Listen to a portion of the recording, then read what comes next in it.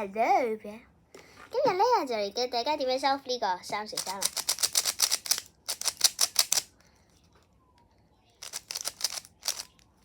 係啦，而家求其整緊啲嘢啦。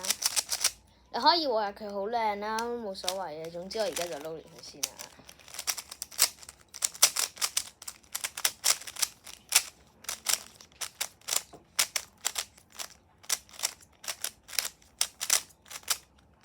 OK， 俾你睇下個 cube 係點先。例如我求其揀一面咁樣，呢一面你會見到啦，有4種顏色，好似係啦。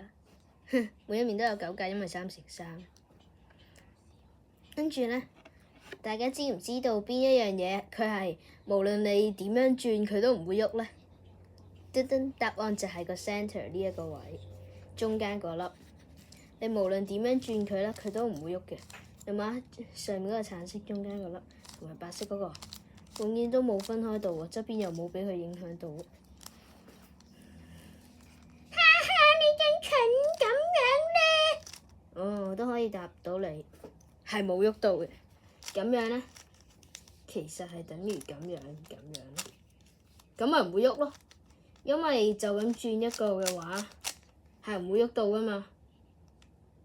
係咪？所以你咁樣嘅時候都唔會喐咯。